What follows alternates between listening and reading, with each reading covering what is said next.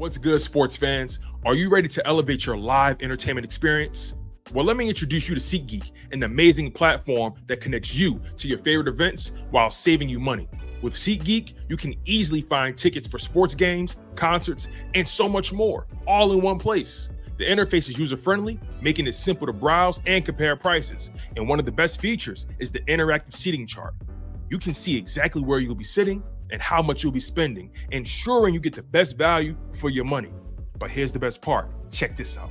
By using my promo code, ChalkItUpSports, you can enjoy a one-time $20 discount on your first SeatGeek order. That's right, $20 off your first SeatGeek order. Imagine catching that thrilling game or concert without breaking the bank. It's a win-win situation.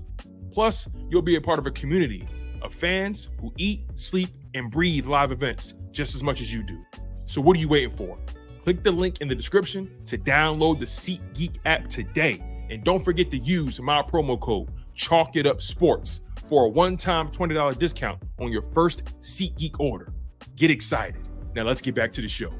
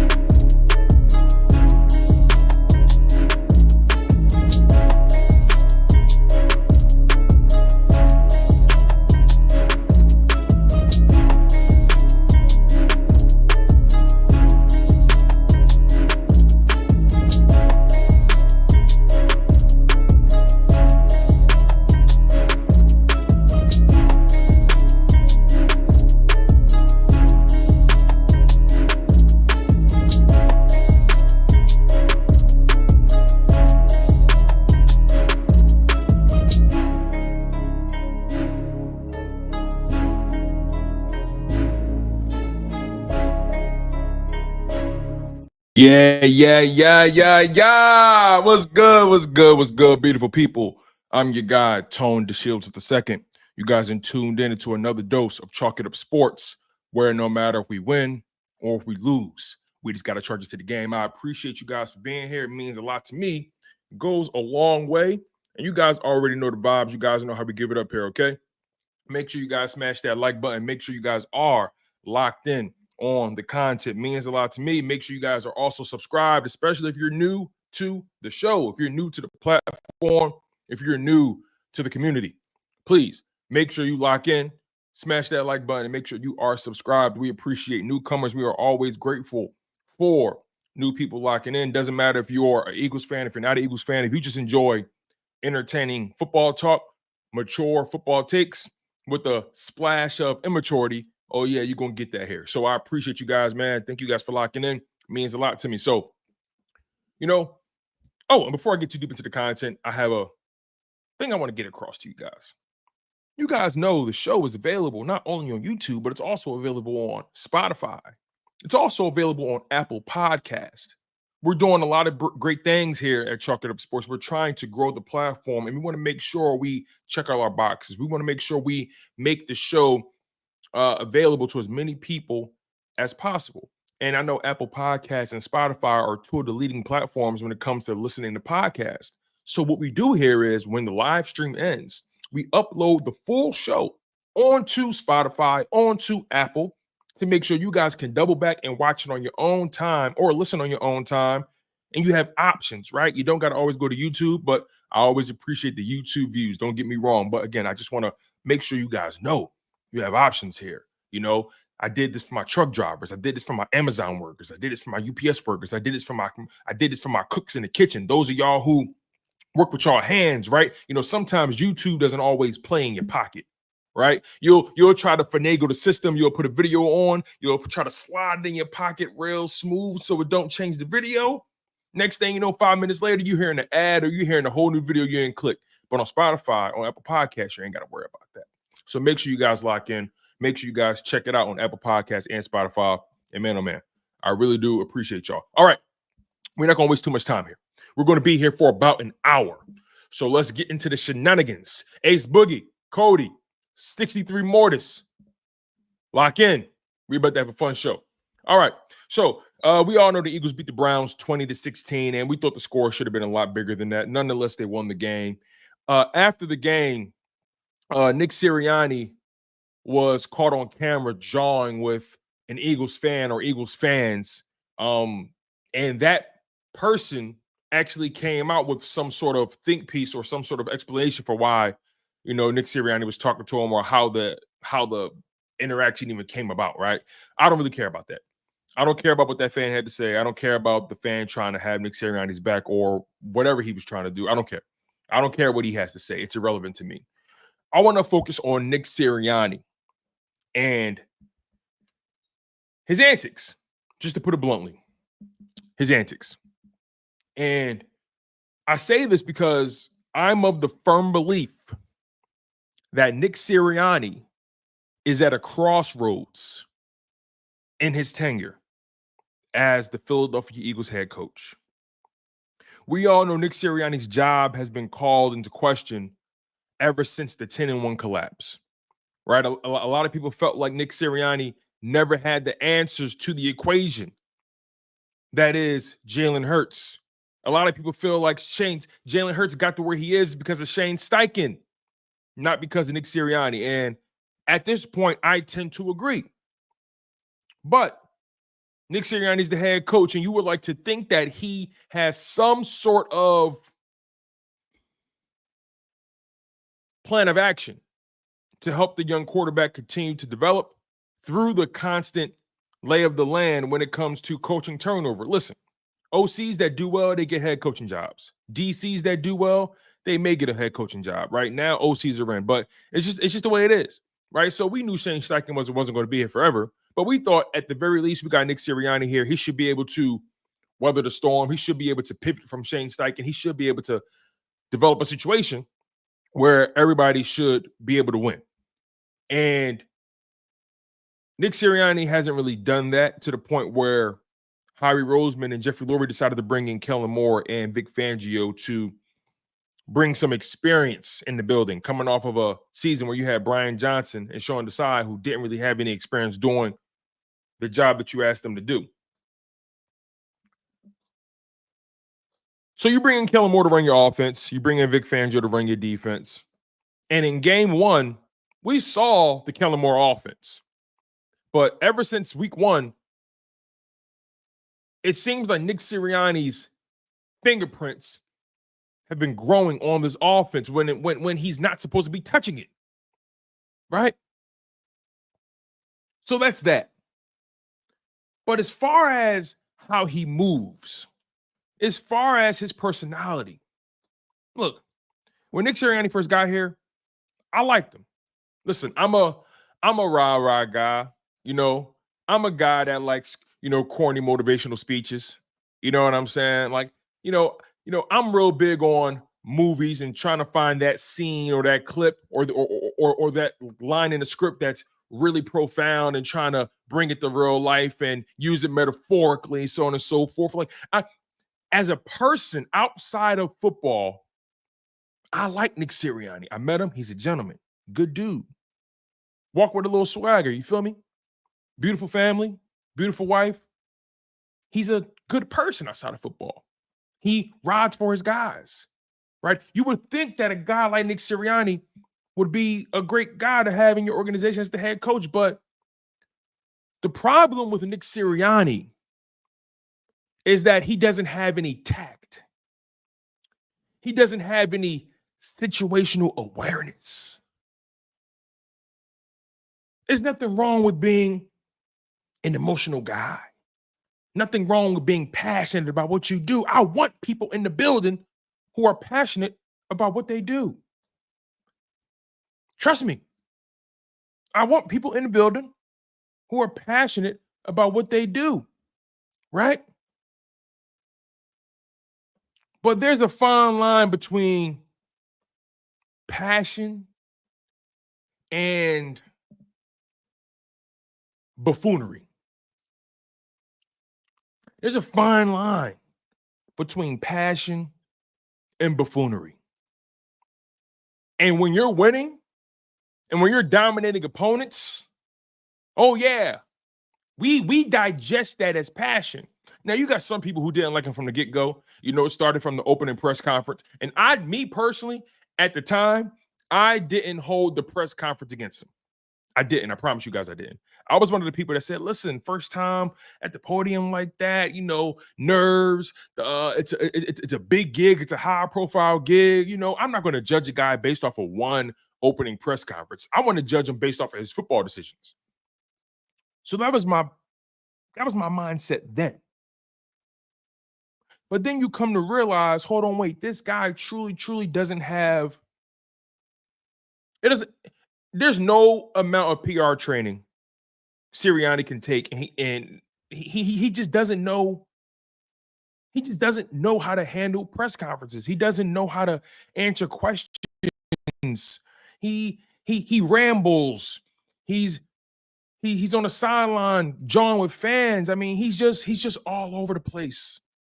He's coming in on game day with a shaved head, looking like Hitman. Like Nick Sirianni, I don't know what he's going through right now. I know he's feeling the pressure, though. That's a fact. I know he's feeling the pressure. And I know he's heard all the rumors about his job. I'm sure he's heard all the conspiracy theories and all the criticism. I know he's heard it all. I know he has. And when your in-game decision-making is being called into question, when your sideline antics are being put on full display, and you're not calling the plays on offense, so we would like to hope, and you're not calling the plays on defense, that's a bad mix. That's a cocktail for disaster. Because now we walk around and we say, what's your value? What do you bring to the table? Can we trust you? Can we depend on you to be a grown man? 40 plus years old. Here's my perspective. Here's my perspective, man. Like I said, Nick Sirianni is at a major crossroads, and he has to decide what his next step will be beyond this point. He's apologizing for saying what he's saying on the sideline and doing what he was doing. Look, as the head coach, you have a responsibility to be a stabilizing force on the field, at the podium, at practice, in the locker room, in the film room. I can go on and on. When you are the head coach of a football team in the National Football League, when you are the head coach of a multi-billion-dollar organization, you have to move a certain way. You have to control yourself. I'm passionate. Trust me, I'm a passionate dude. You guys watch my show. Y'all know how I get down. Y'all know how I give it up. I give passion. I give electricity. I like to rattle the cage sometimes. Sometimes I have a gladiator mindset where I just, you know what I mean? I understand passion. I get that. I understand that more than people may think. If you know me in real life, if you know me outside of this forum, you know what you see is what you get. I'm passionate. I wear my heart on my sleeve. It's hard for me to hide how I feel. If I don't say it, you're going to see it. You dig me? And that just goes for the people that know me outside of this box here. So there's nothing wrong with being a passionate dude. Sirianni, when he came here, he showed us his passion. He's always worn his heart and his soul on his sleeve since his first year in Philadelphia. So his behavior after that Browns game isn't really that surprising. But there's a time and a place for everything. Remember the Chiefs game last year? He was drawing at Chiefs fans. Remember the Colts game in 2022? He was talking about, this is for Frank Reich. Remember at the Super Bowl, he's over there I don't know what he was doing. He was jawing with somebody or waving at somebody, and Jalen Hurts had to tell him, "Yo, bro, put your hand down, man. We in the thick of battle. We are in the heat of combat. We are in the heat of conflict. I don't have time to babysit you, my G. You are the head coach. I need you here with me. I don't need you out there worrying about what they saying. I need you to focus." So this isn't something that's new that we've seen from Nick Sirianni. This isn't something new. But we said this a long time ago, did we not? All this banter, this rah-rah shit, it's cool when you win it. It's cool when you win it. But when you're losing, you better tone that shit down. Remember he wore the beat Dallas shirt and Dallas smoked us on national television, Monday Night Football? Remember that? So it's just, he has to be more tactful. You have to know your position. You have to have self-awareness. You got to be able to read the room. And Akbar, you bring up a great point. I want to read this really quickly. Shout out to my man Akbar Divine 45, because I think he brings up a great point. And I actually tend to let me just read it. Akbar Divine says, "Tone, you from Philly. You should know we care about his coaching, not his passion. We don't give a fuck about him shouting at us. He kind of acted like he was from here. Nah, Akbar. You're right. We do care about his coaching, right? We come from the school of Andy Reid. We come from the school of Buddy Ryan, right? Dick Vermeil. You dig what I'm saying? We come from that. We come from that. So his coaching is very important, right? But here's the thing, bro. I'm from Philly. You right. Born and raised all my life. I just got to Texas last year. I'm Philly through and through. You dig me? But here's the problem, Akbar. Even though I agree with the first part of your statement, here's my problem. He's not from here. He's not a fan. He's not a player on the D line or whatever. He's a coach. He's the face of your organization, along with the quarterback. Your head coach, your quarterback, and your GM, those three people are the face of your organization. They are at the forefront. They are the head of the snake. They are the head of the hydra.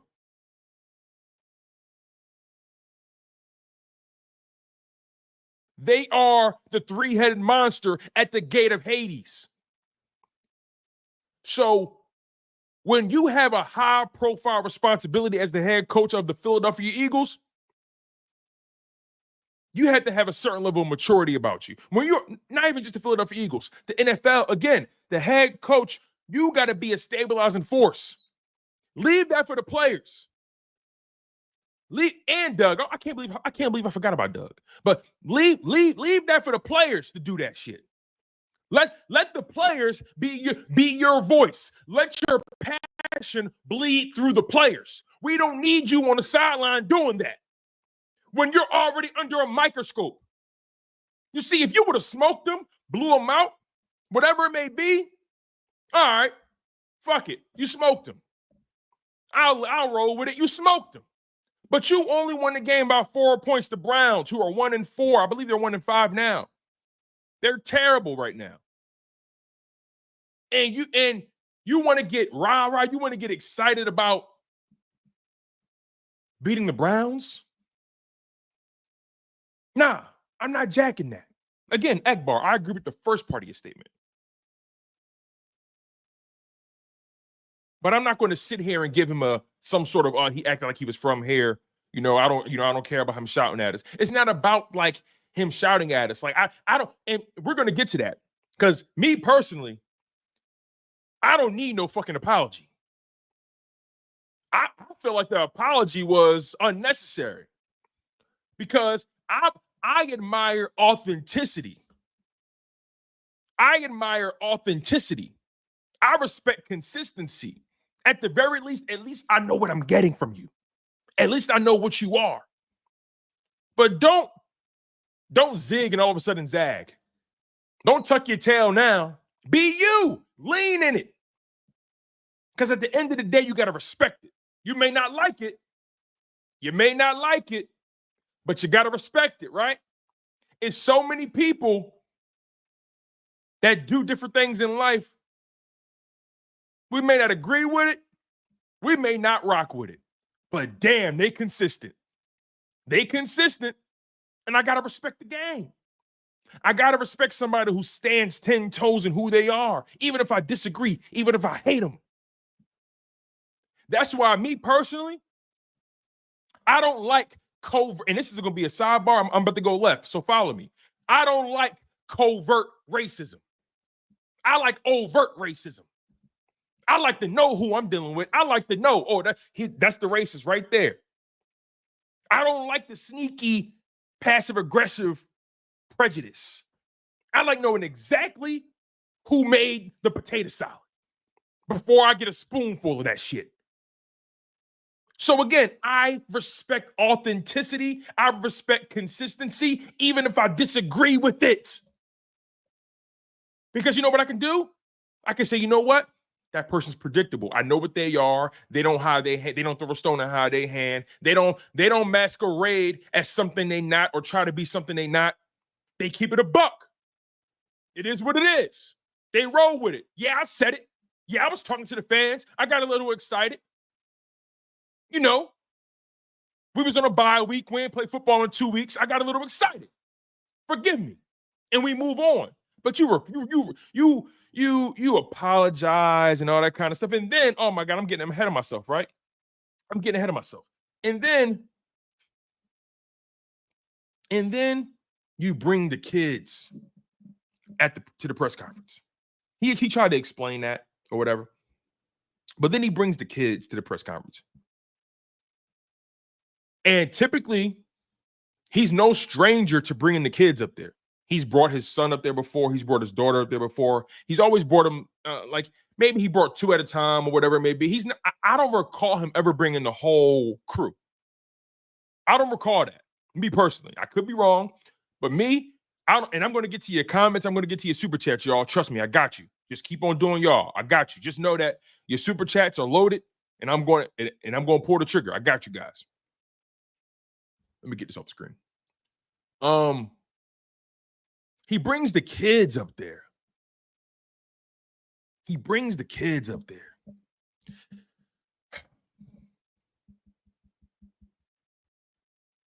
I got to be honest with you. I didn't like that.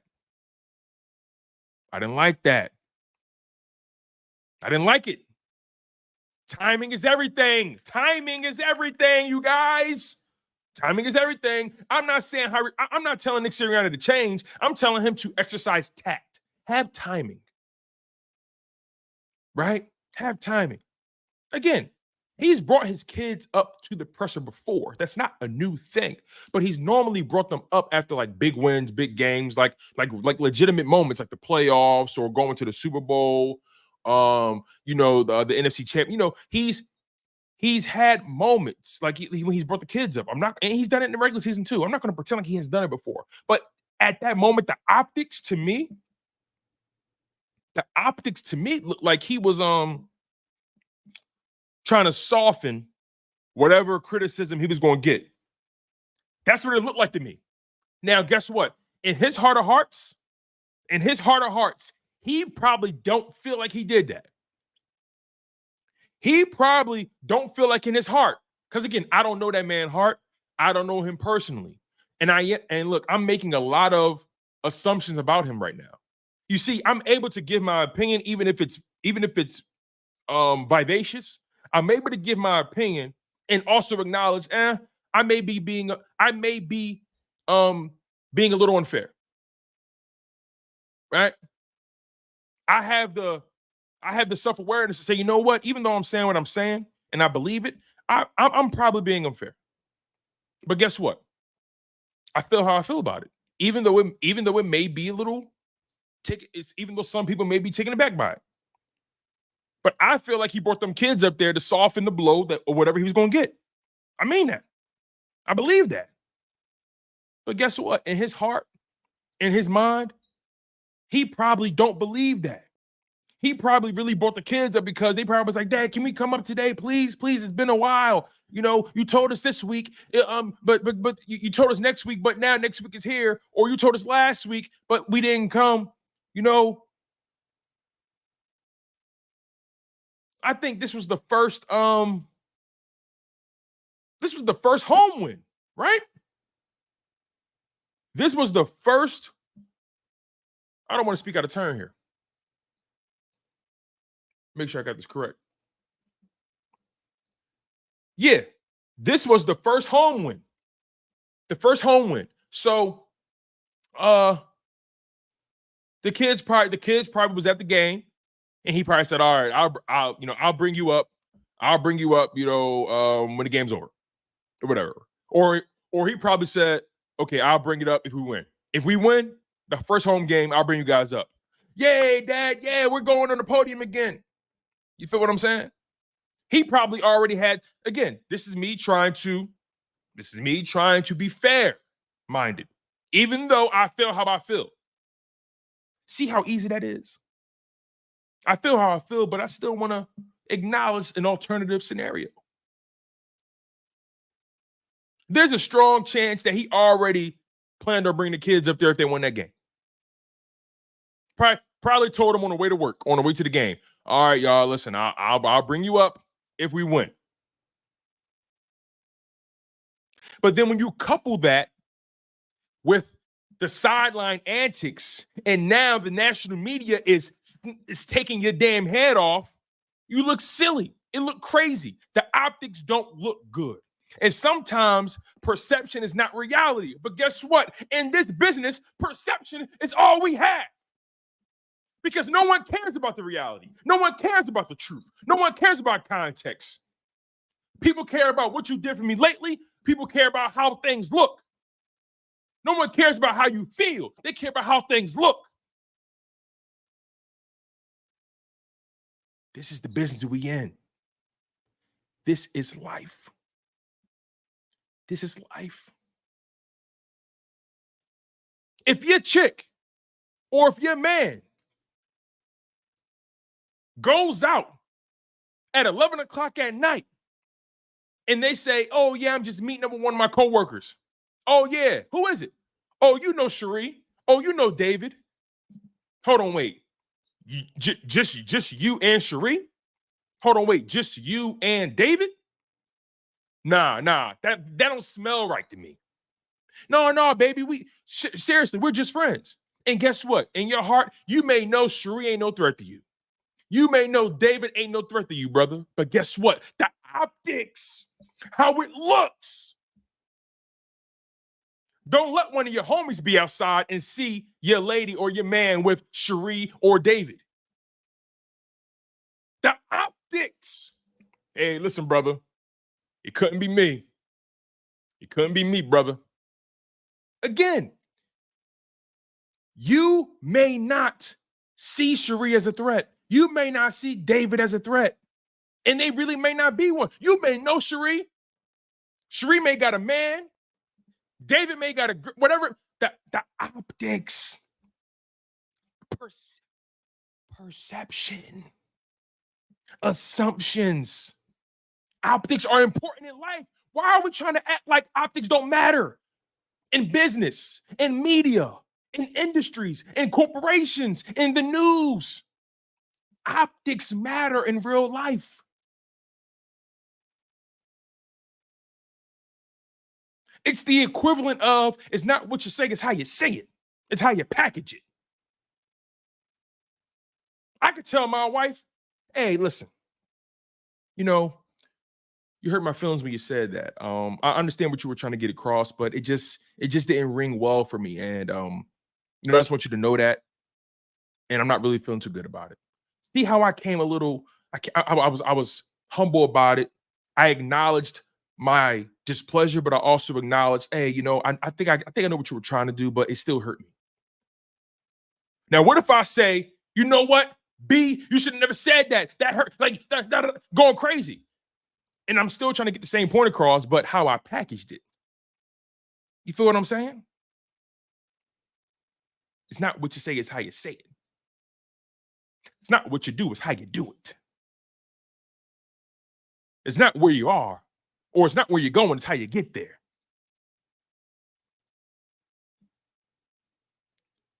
Like, this isn't just a sport we're talking about. We're talking about business. We're talking about an industry here. They only play 1 day a week. The rest of it is practice and media. The NFL is arguably the biggest product, the biggest sports product in the world. When you're a head coach, or when you're a franchise quarterback, you're expected to be presidential. That's why optics matter. See, I'm not going to pretend like optics don't matter here, because at the end of the day, public relations exists for a reason. If we expect Jalen Hurts to be buttoned up and presidential, if we expect Patrick Mahomes, Lamar Jackson to be professionals, buttoned up, presidential, representing the organization, if we expect Josh Allen, or we expect Deshaun Watson, or we expect Russell Wilson, or Justin Fields, or Kyler Murray, or Anthony Richardson, or CJ Stroud, we expect the franchise guy to be presidential. We expect him to represent the organization in the best way possible. We expect him to be a grown-ass man at the podium. And those brothers be coming into the league 20, 21, 22, 23. Young men still don't know they left from their right yet, still figuring out life. And we expect them to be presidential, but we can't expect that from a 40-plus old man. Get the fuck out of here. Stop it. If we expect a 20, 21, 22-year-old to come in this league as a quarterback and be presidential, we expect Caleb Williams to be presidential, right? We expect Jaden Daniels to be presidential, right? We expect all these guys to come in and be buttoned up. No matter what's going on, no matter how they feel, win, lose, or draw, be a man about it, King. Be a professional, King. Nick Sirianni needs to be more of a professional. If we expect that from the quarterback, we got to expect that from the head coach. I see some people trying to say, oh, that's so Philly. What? What? And again, we wouldn't care about this stuff if his coaching was good and the team was winning. But when you couple all the variables, the Jalen Hurts turnover issues, the inconsistency on defense, the lackluster play calling, the 10-1 collapse. When you link those together, when you couple those together, and then you throw in the Nick Sirianni sideline antics, you barely beat the Browns 20-16. They're one of the worst teams in the league right now. When you put all that into the gumbo, when you put all that into the stew, it don't taste right. Something is off. Did you put too much salt? Is it too much pepper in this shit? Yo. Pull back on the garlic salt. God damn. How much Old Bay did you put on these fries? You dig what I'm saying? Optics are important in business. Optics are important in life. It's the truth. It's unfortunate, but it's the truth. It's the truth. If you're a business owner and you holding interviews and one young man comes in with a suit and a briefcase and the other young man come in with sweatpants and a t-shirt, who you hiring? And guess what? The brother in the sweatpants and t-shirt probably is more qualified, probably is more talented, probably has a much more amazing resume. But who you hiring? Who you hiring?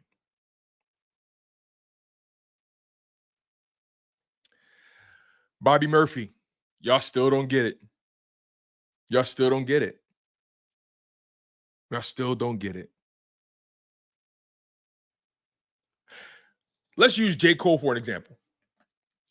Right? Because my whole point is that it's never just about one thing. My whole point is that it's never as simple as just come in and do your job. It's never that simple. Nothing in life is that simple.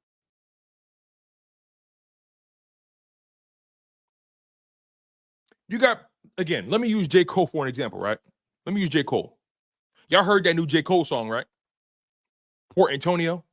Y'all heard that? Sensational rapping. Sensational lyricism. I think J. Cole was one of the best lyricists we've ever seen. Sensational. Sensational rapping. But when you think about the context and what he's talking about and how it correlates to the whole Kendrick Lamar Drake thing, despite the sensational rapping, it doesn't move the needle for me. You want to know why? Because at the end of the day, if you want to be, because again, you know, he's still talking like he's still talking like he one of them ones, and he should be considered one of them ones, right? They calling him J Fold because he threw a jab and said, you know what? I don't want to play no more. I don't want no smoke, Kendrick. Hey, take your best shot, right? Okay. So when you when you have an opportunity to step into the arena and prove you're that guy, again, remember, prior to that beef, J. Cole was murdering everything. People had him as the top lyricist in the game right now. And I was one of them people too. And I'm a Kendrick Lamar fan. But Kendrick Lamar, you know, he wasn't dropping him as Cole. So I'm like, Cole is the one right now. And he was saying he wanted with anybody. But then when it came time to show up and had a smoke, he couldn't do it. He didn't have it in him. He didn't have that killer gene. He didn't have that killer instinct in him.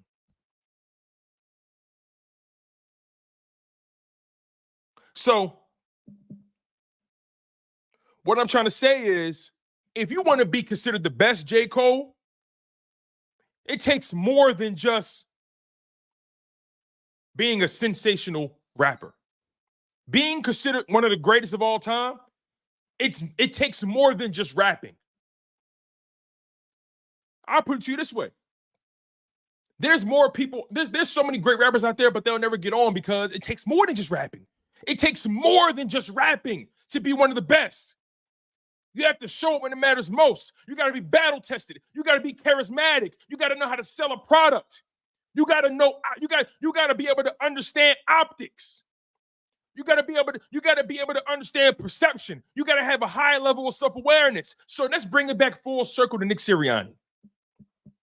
Bobby Murphy said about Nick Sirianni and Jalen Hurts, he said, I don't care about Jalen Hurts at the podium or being a public speaker. I care about his football. I understand your sentiment, but here's the problem with that. He's more. When you're a franchise quarterback, in the NFL for the Philadelphia Eagles, it takes more than just your football play to be the man. When you are a franchise quarterback, your play is not enough. You got to represent the organization. You got to represent your family. You got to represent all the entities that are attached to you. These guys aren't just football players. These guys aren't just coaches. They get paid millions and millions and millions of dollars. I sounded like Trump when I did that. They get paid millions of dollars to play a kid's game. You better believe it takes more than just throwing the football to be the man. It takes more than just being able to throw a football over the mountains to be the man. You want to know why Tom Brady's the GOAT? Because he knew how to check every box. Not only did he win, he was presidential. He was a leader. Led by example, his habits, on and off the field. Didn't get into trouble. Was married. Model citizen. Held players accountable. You see, it takes more than just being a good player. Ask Kevin Durant. Kevin Durant is a sensational basketball player, sensational, one of my favorite players ever. But you notice how we don't talk about Kevin Durant in the same light as LeBron James. And there's some people out there that feel like Kevin Durant is better than LeBron James. There's some people that feel like that. But why don't we talk about KD the way we talk about LeBron? Tell me why. Tell me why. Because it takes more than just being a great player to be considered the one or to be considered great. It takes more than that. So again, let's bring it back to Nick Sirianni. I don't want to get too far away. Let's bring it back to Nick Sirianni. Some people say, listen, all I care about is coaching. I don't care about the press conference. I don't care about their sideline stuff. I don't care about none of that. Did we win or did we lose? Is he coaching well or is he coaching bad? Okay, fair enough. Fair enough. But it shouldn't stop there, is my problem. Your insight, your perspective isn't wrong. It's short-sighted. That's all. It's short-sighted. Bobby Murphy, you are correct, but it's short-sighted.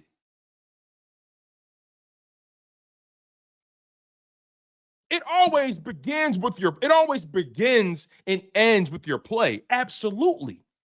Absolutely. The product on the football field is paramount.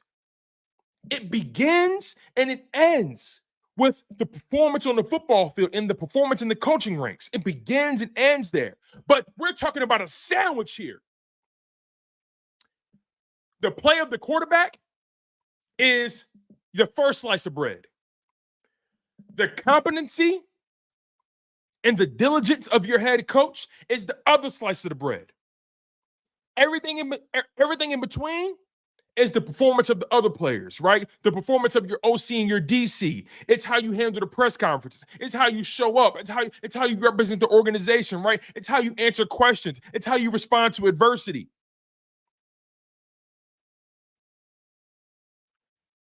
Being a head coach in the NFL, being the franchise quarterback takes significantly more than just being talented. Let me take it further. Let me take it further. Because, Bobby, you're proving my point now. You can be the best talker ever, but if you can't back it up, it doesn't matter. Exactly. It takes more than just one skill to be the man. It takes more than one facet. Let me, damn, I lost my point. Like I said, it takes more than that. You represent an organization. And then on top of that, your team is still trying to figure out their identity. He has no space or room to be talking trash to anybody on the sideline. I don't care what the circumstance is. It takes more than that. Let me give you another example. Because some people believe, listen, all I care about is the play. As long as you perform, it don't matter. Some people believe that. And there's nothing wrong with that mindset, but it's short-sighted. It's short-sighted. How many people y'all know from the hood was talented, could have went to the league? Let me ask y'all. Be real. Be real. And maybe all y'all are not from the hood. Maybe some of y'all grew up in the suburbs, grew up down south in the country, rural, wherever you from. How many people where you from could have went big to the majors, could have went to the league, could have went to the association? How many people y'all know from y'all past could have made it? Keep it real. How many? Just give me a rough number. Give me a rough number of how many people could have made it and a rough number of how many people actually made it. Give me a rough number of how many people you may know. Give me a rough estimate. And the reason I say this is because if talent and skill and performance was all that mattered, you would see so many people from where you're from making it. Because I know a lot of brothers that could have made it. You want to know why they didn't, though? Because they couldn't check more than one box than talent. They couldn't check more than one box than talent. It's a million talented people out there.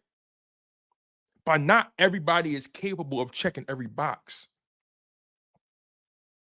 Not everybody is capable of being a leader, having the work ethic, staying out of trouble. There's so much that goes into being a head coach, so much that goes into being a professional athlete. I would be a lunatic if I would say it's all about the play. Nothing else matters. It's only about the play. It doesn't matter. Wow. That's very short-sighted. So again, bringing it back to Nick Sirianni. And please, you guys, make sure you hit that like button. I appreciate the love and support. We got over 100 people in the building. We only got about 37 likes, 38 likes. Make sure you guys go on the like spree. Smash that like button. I really do appreciate y'all. Thank you for being here. You can't be out here jawing at fans when your team barely beat the Browns, Nick. Under no circumstance is that the move. You got the win. Get out of Dodge and go home. You got the win. Get out of Dodge, go home.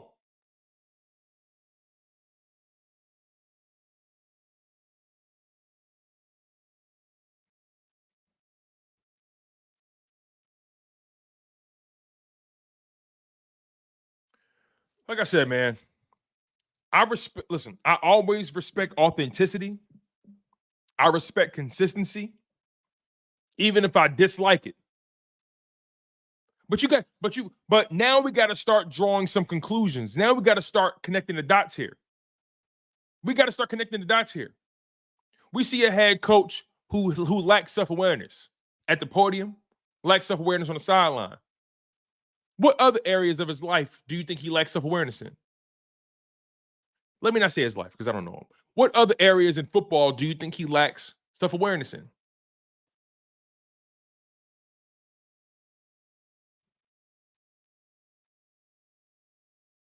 Let's keep it real. And I want to make this clear. I don't believe Nick Sirianni is a bad person. I don't believe he's a snake. I don't believe Nick Sirianni is the kind of guy to stab you in the back. I actually believe Nick Sirianni is the type of guy to go to war with you. I actually believe Nick Sirianni is the kind of guy you want on the front lines with you because he's going to have your back. I actually believe that.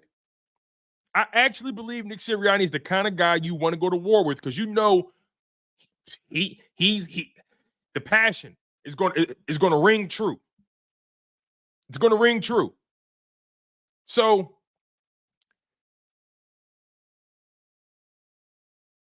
Nick Sirianni just can't be the head coach of the Philadelphia Eagles. He can't. And I was one of the people that said, you know what? Firing him would be an overreaction to last season. I was one of those people. I'm on record saying that. Firing Nick Sirianni after last season would be a little bit of an overreaction. I said that. But as we've come full circle, as we've gotten into this season, into the thick of it, and we've seen what we've seen, and experienced what we experienced, and read things we read, that man can't be here. I don't care how this season ends. He can't be here.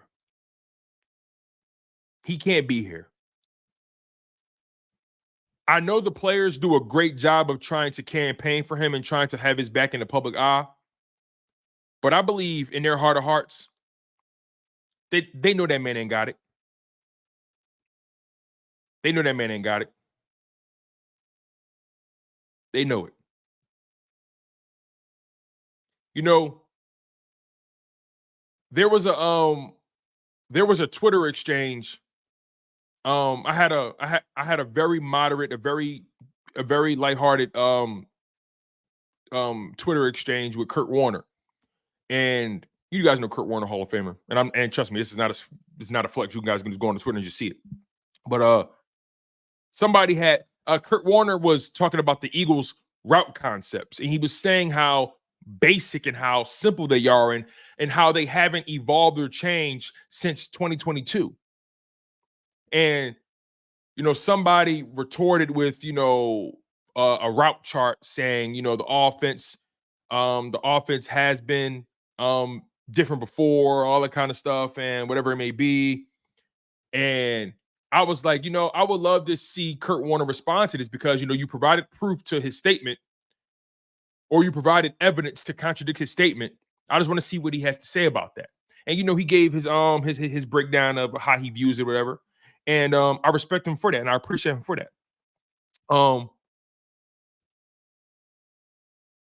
But I bring that up because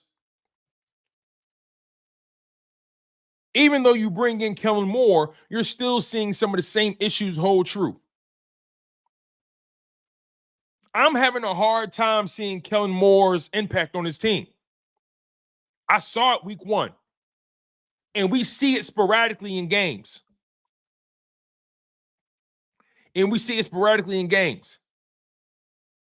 So it's like you have those moments where you say to yourself, damn, is Nick still calling the game? Is Nick still putting his sticky fingers in the damn sauce? I don't know for sure. We will never know for sure. But if your team is still trying to figure out their identity, if your team has not been dominant at all, pump your brakes, Nick. Be humble.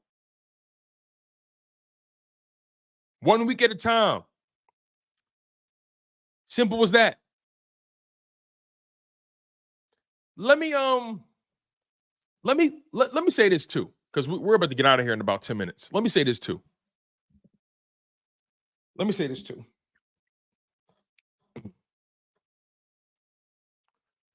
Like I said, I respect his authenticity. I don't respect him not having the courage of his convictions.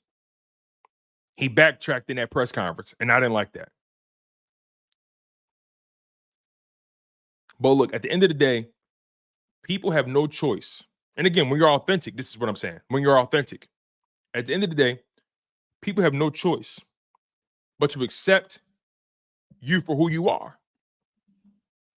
I'm not telling Nick Sirianni to change.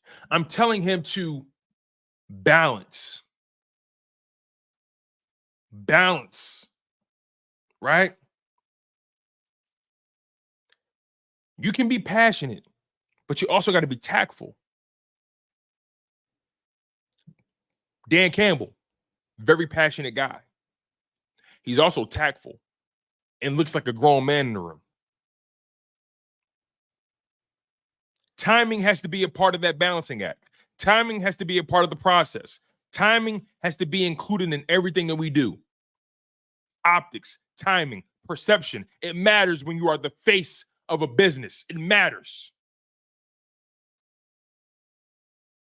Let me take it as far as this. You could give all that emotion, all that swagger, all that rah-rah. You can be that person behind the scenes. You can give that all to your players. That can be you behind the scenes. Passionate, talking your trash, you know what I'm saying? Having your heart in your sleeve. You feel me? That could be you behind the scenes with your guys, with your crew. But when you're on camera, when you're on that sideline, unless your team just did a miraculous play or a dope play or a touchdown or a game winning moment, whatever it is, like I don't need to see you all rah-rah acting immature on the sideline. Look, Sean McVay is a very passionate guy on the sidelines. Sean McVay, very passionate on the sidelines. The Hardballs, they're very passionate on the sidelines. But there's still a level of tact in how they move. Still. How many times have we heard stories about Bill Belichick having a sense of humor, actually being a cool guy behind the scenes? We're actually seeing a new side to Bill Belichick on television, on Inside the NFL. We saw a different side to Bill Belichick at Tom Brady's roast. Right? How often have we heard those stories about Bill Belichick actually being a pretty cool dude behind the scenes? But guess what? When he's in front of that media, when he's in front of at that podium, when he's on camera, as far as like in the football space as a head coach, he's very, very measured in what he says. He's very, very measured in what he gives back to the media. He's very, very measured to anybody, with everybody. Loose lips sink ships. And Bill Belichick has never had loose lips. Pause. So all I'm trying to say is, Nick, you've been the head coach for the Philadelphia Eagles for 4 seasons. And I have not seen any growth, any maturity from him as a coach, as a leader. At this point in time, he's unpredictable. He's rambunctious. And quite frankly, I don't know if we can trust him. No, we can't trust him right now. We can't. And look, he may hear this, he may not. He may hear this, he may not. But I got a job to do. I got a responsibility. I'm always going to be fair as much as I can. I'm always going to be honest. Like I said to you guys earlier, when it comes to bringing the kids up to the podium, he probably already had that plan if they won the game. Probably so. So I want to be measured in how I approach that. Even though I still feel how I feel about it, I understand and I accept the premise that he could have potentially already had that lined up if they won the game. And that's me trying to be fair.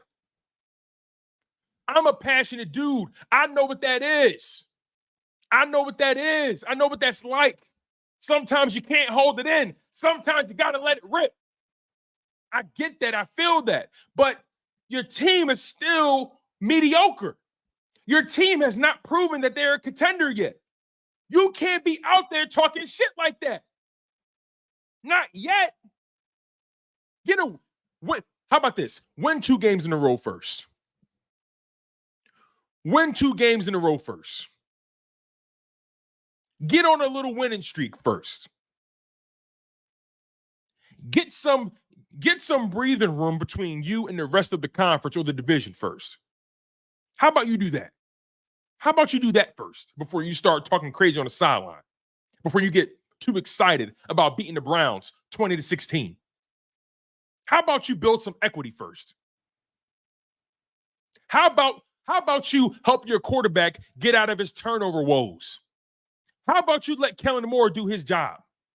How about you start there, and then maybe you could talk some shit on the sideline. Then maybe we'll let you get excited. How about we start there first? Let me get to these super chats. Let me get to these comments, man. Let me get to the comments of the super chat, y'all. I appreciate y'all, man. Thank you so much. All right, let's see here. Brian Pumper with the $5 super chat. He says, Tone, it's the Jalen Hurts offense. He's not comfortable with pre-snap motion and middle of the field targets, but he's squinting a lot. He might need contacts. You talking about Hurts? Huh.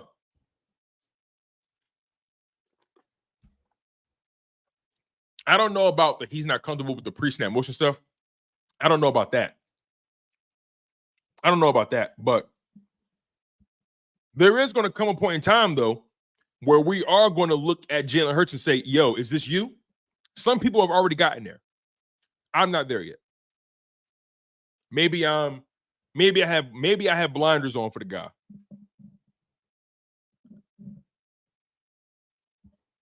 Maybe I got blinders on. I don't know. But I'm not ready to say Jalen Hurts is the problem. I'm not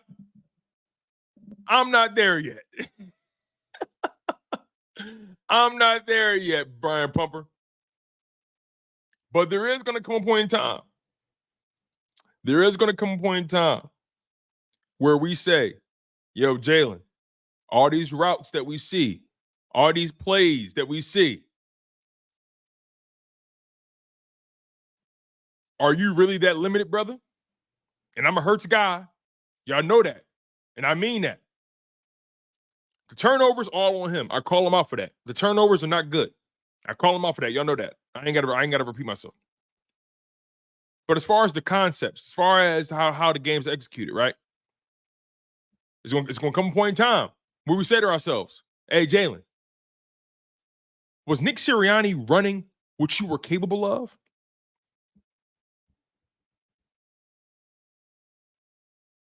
I'm not there yet, by the way. I'm not there yet at all. But like I said to you guys a couple weeks ago, it's going to come a point in time in the season where we're going to have to accept what this team is, regardless of the expectations we have. My expectations are still high, but there's going to come a point in time where we're going to have to accept this team for who they are. The Eagles beat the Browns in week 6. They're 3-2. Next week or week 7, or this week they got the New York Giants. Okay, win that game, string some wins together, right?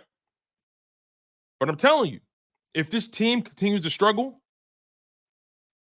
there's going to come a point in time where we're going to have to accept exactly who and what they are. And there's also going to have to come a point in time where we have to ask ourselves, damn, are they literally running what Jalen Hurts is only capable of? Are they only running what Jalen Hurts wants as far as route concepts and the motions and whatnot? There's going to come a point in time where we're going to have to ask that question, but I'm not there yet. Not there yet. Thank you, Brian Pupper. Bald Eagle with the $5 super chat. He says, to counter your point, Saleh and McCarthy did all of that and got fired for far less than what Sirianni is doing. Saleh and McCarthy did the podium fine. All right, to your point, right? Let's try to break this down here, Bald Eagle. And I appreciate you, by the way, man. Thank you. So let's start with Saleh. Robert Saleh, right?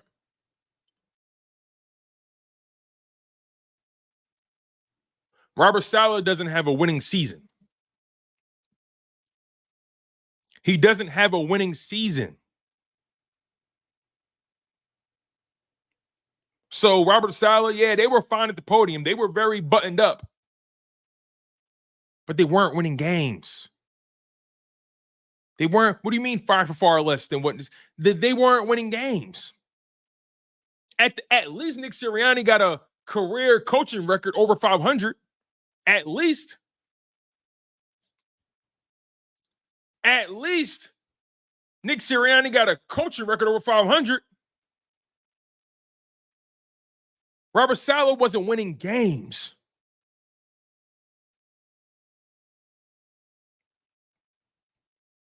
Now let's get to McCarthy. McCarthy is pretty good at the podium. And he was good with the Green Bay Packers, all that kind of stuff. And the Cowboys offense, while he's been there, has been pretty good. That's a fact.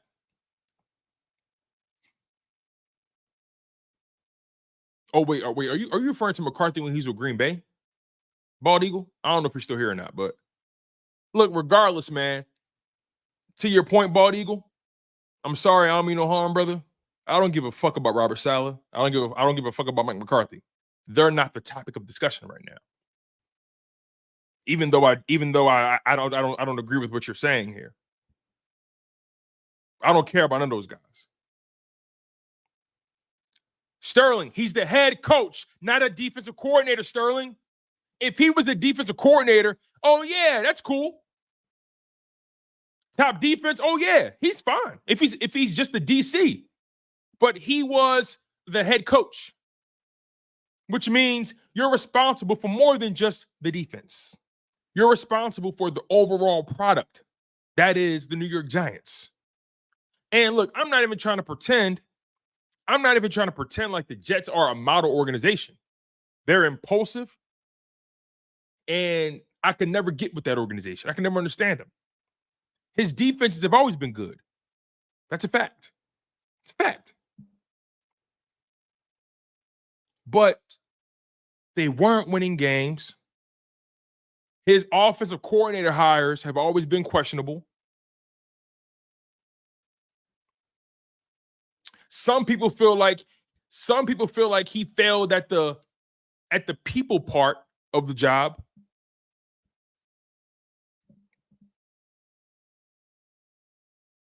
Sterling Hayes says they don't want to blame Aaron Rodgers because they traded for him, bro. No shit.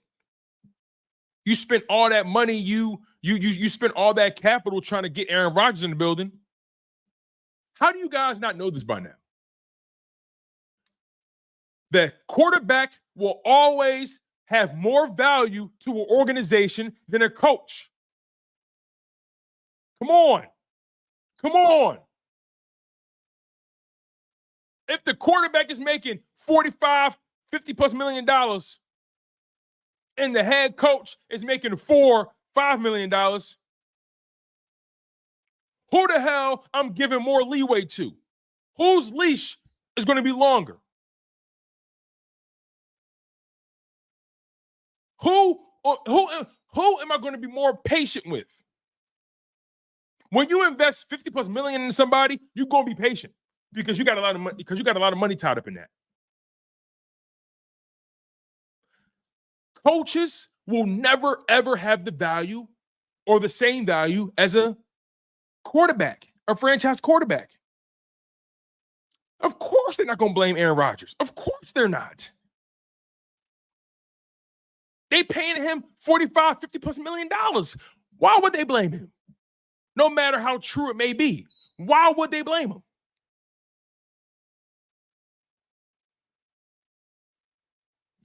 Thank you for the super chat, Bald Eagle. I appreciate that. Let me get to this next one. Jose Serrano, welcome to the show, my man. I appreciate you with the $2 super. He says, thank you for not sugarcoating it, bro. Be real, stay real. You already know, dog. I got you covered, Jose. I got you covered, big dog. Thank you so much for being here. Thank you for supporting the show. You know how I'm giving it up, man. And look, again, I'm going to always be honest and give you guys my perspective, but I'm always going to try to challenge my own perspective too. And this is my favorite part about doing content, right? This is my favorite part about the way my show is formatted. Because look, I talk a lot.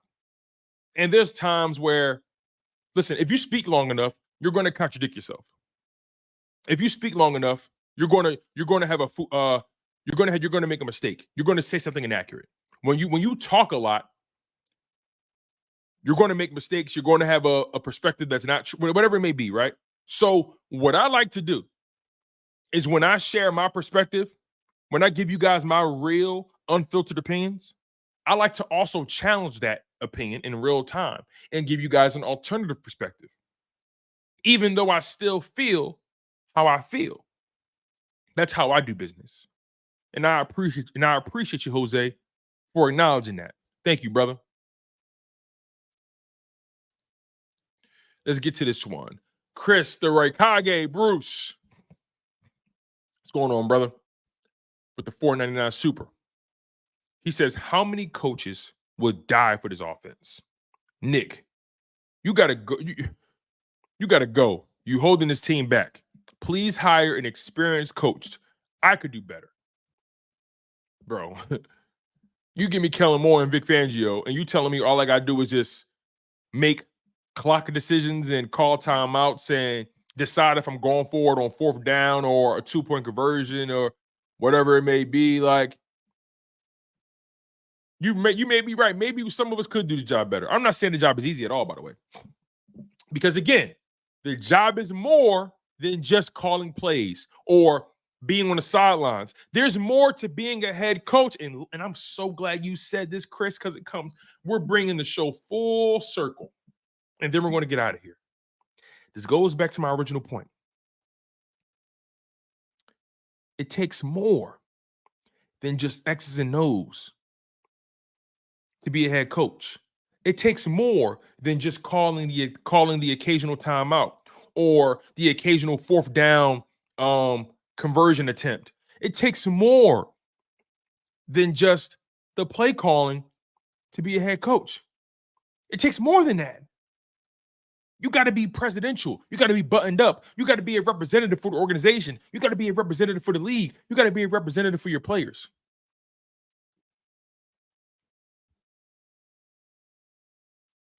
Why do you think NFL players or any sort of professional players, why do you think they have community initiatives?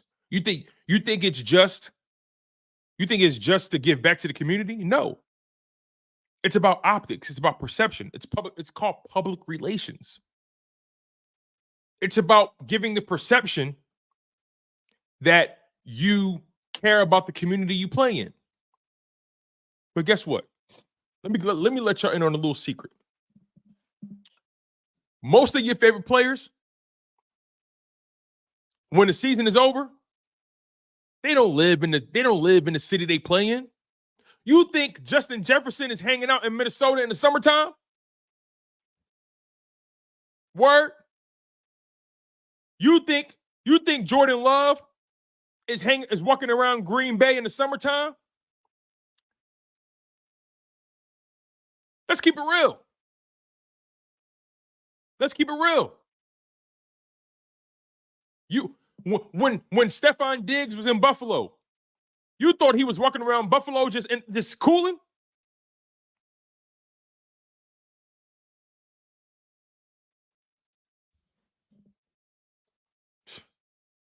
Man. Man, oh man. It takes more. It takes more than just being talented if you want to be a franchise quarterback in the NFL. It takes more than just knowing X's and O's if you want to be a head coach in the NFL. You got to know how to handle people. You got to know how to have the tough conversations. You got to know how to navigate public relations and interviews and press conferences. You want to know why LeBron is one of the best players we've ever seen? You want to know why LeBron is the man? Because he checks every box. Championships, records, wins games, championships with 3 different franchises, family man, businessman, PR dream,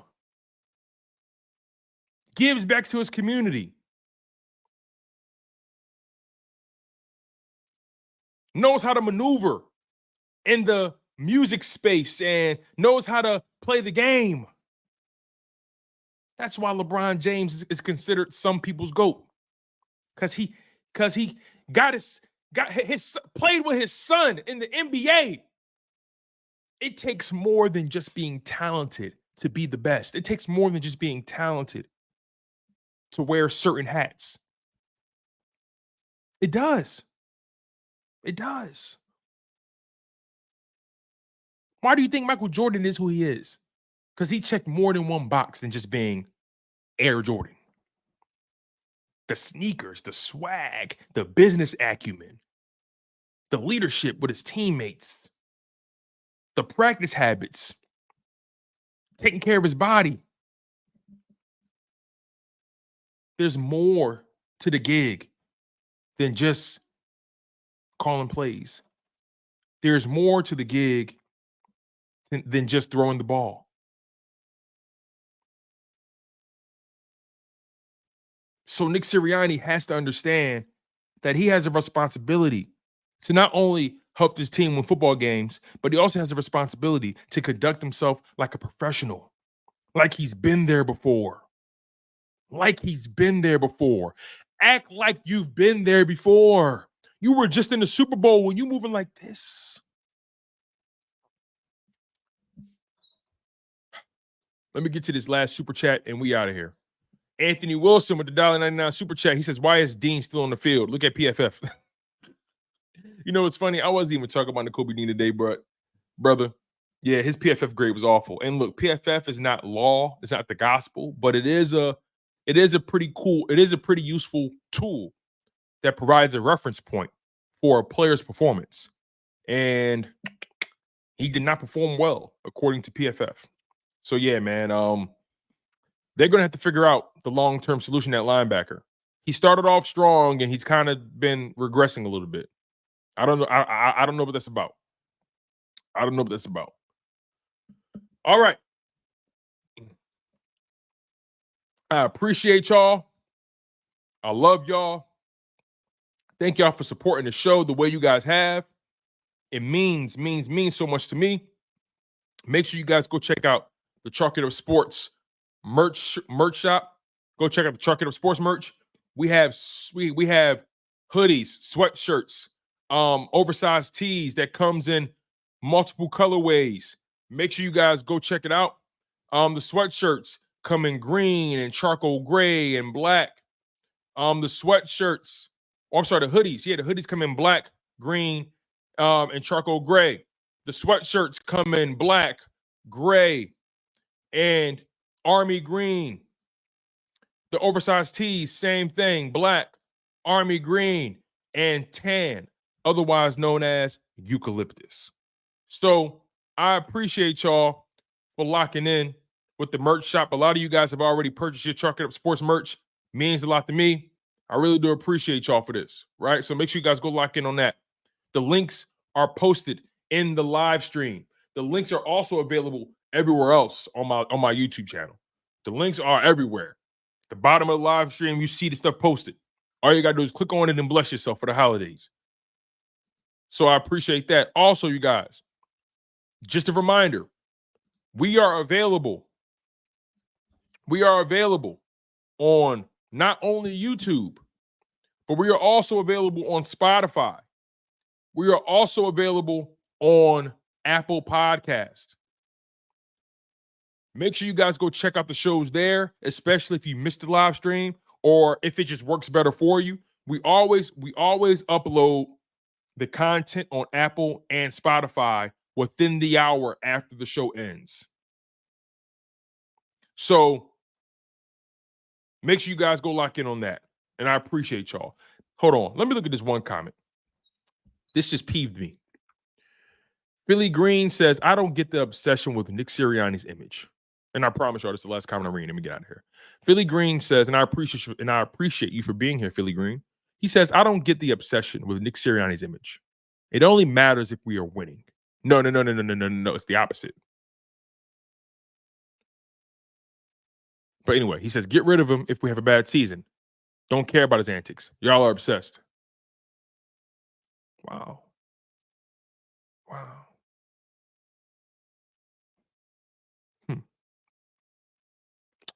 Let's break this down a little bit before I get out of here. I don't get the obsession with Nick Sirianni's image. Well, let's stop there. Once again, like I said before, he isn't just some rando. He's the head coach for the Philadelphia Eagles in the National Football League. The National Football League prides themselves on their fucking image. The NFL isn't a multi-billion-dollar conglomerate without prioritizing their image. The Philadelphia Eagles aren't the organization they are without prioritizing their image.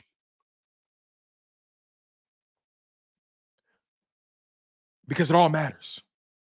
Not only does play and performance matter, optics matter too.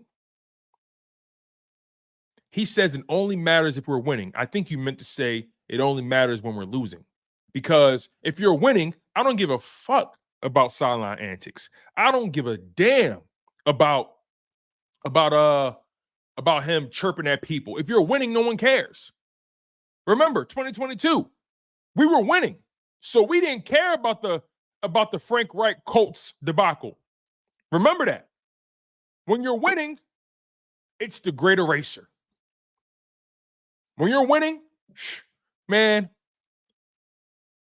we don't care about stuff like that.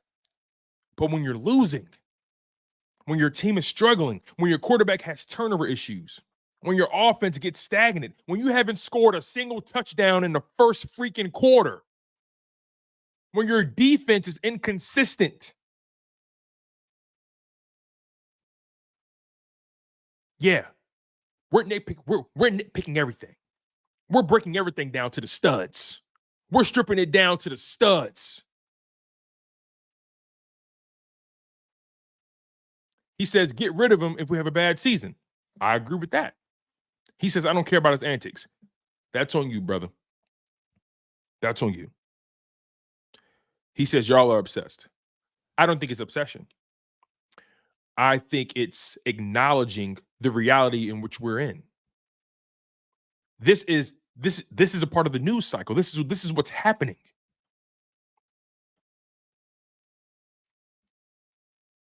So again, don't get it twisted, y'all. This is more than just a game here. This is more than just 60 minutes of football. The NFL, the Philadelphia Eagles, all the other this is an industry. But look, I done already said my piece. Thank you, Philly Green. I appreciate you, my friend. I really do. I'm about to get out of here. Again, the content's available on Spotify, Apple Podcasts, YouTube. You guys know what it is, man. The links are available everywhere. I appreciate y'all so much. All you gotta do is go on Apple Podcasts. If you got an iPhone, it's already loaded up. Just go on Apple Podcasts, search Chalk It Up Sports. Follow me, subscribe to me, whatever it may be. Spotify, same thing. If you got it already in your phone, like I do, go in there, type in Chalk It Up Sports, follow me, subscribe to me. Give me a 5-star rating. I would appreciate that. But we're out of here, y'all. Smash that like button. Make sure you guys are subscribed to the channel. I'm so grateful for you guys. I got so much love for you guys. I'm your humble host, Tone DeShields II. And you guys have been tuned in to Chalk It Up Sports, where no matter if we win or if we lose, we just got to charge it to the game.